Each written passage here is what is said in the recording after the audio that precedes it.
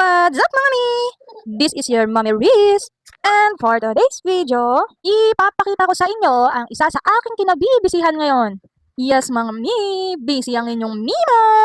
Nagre-repack nga pala ako dyan ng mga paa ng manok. At susunod na naman dyan mga mi ang isaw. Pero hintay-hintay lang ha.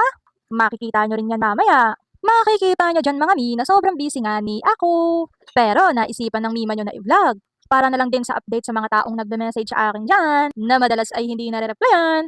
Kung baga, hindi naman ako palaging nagsi-cellphone, lalo na ngayon at ako ay may pinagkakaabalahan pang isa.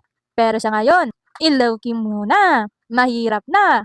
Baka ay ma-evil eye. So, ayun na nga mga mi. Ito ay matagal ko na rin gawain. Or dati ko nang ginagawa. Minsan lang nga din pala ako mga mi napunta dito sa palengke. Gawa na ako ay may sariling tindahan din.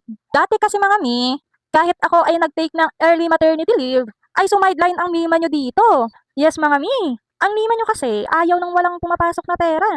Oo, alipin ako ng salapi mga mi. Kung baga dapat lagi akong may income or source of income. So ayun, sumideline ang Mima nyo dito. Pag minsan nga din pala mga mi, ay umaalis ang may-ari ng tindahan na ito, ako rin pala ang nag-a-assist pag may dumarating na bagong frozen o mga manok. Binibitbit ko na lang itong aking junakis, kay malamang sa malamang ay walang bantay. By the way mga mi, nanay ko rin pala ang may-ari na to. Kaya ako ay nadawit na naman dito. So, ayun na nga mga mi. Nakita nyo nga na busy ako. At madalas na late reply na ang Mima nyo. Ayun nga mga mi, sa sobrang daming gawain, ay minsan hindi na ako nakakapag-cellphone. Minsan pa nga mga mi, pag ako ay nagsi-cellphone, may sabad pa na maliit dyan sa tabi ko. Tapos may minsan pang napipindot yung message nyo. Ayun, nakakalimutan na ng Mima mag-reply. Rinig nyo yon, sumasali-sali sa pag-vlog ko, sa pag-voice over ko. Kung baga ay madalas na rin walang personal space. Multitasking ang Mima nyo. Dami ng gawain, bantay bata 101 pa. Siyempre naman ay obligasyon natin yan, anak-anak ka eh. Minsan ay mapipikon ka, pero aminin, sila rin naman talaga ang happiness natin mga mi. Ito yung stress reliever na nakaka-stress. Alam nyo ba mga mi, na minsang problema ko na rin kung ano ang sasabihin ko dito sa pag-voice over ko na to.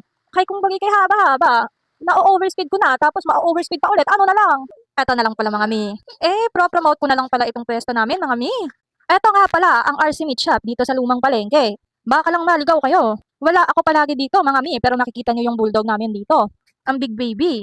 Isisingit ko na nga pala dito mga mi, ang kakulitan ng aking anak. Habang nagtatrabaho ako dyan ay mamaya-maya nang ulit. Naboring nga siguro. By the way mga mi, uunahan ko na kaagad ng mga judgmental dyan. Lahat ng aming business ay may business permit.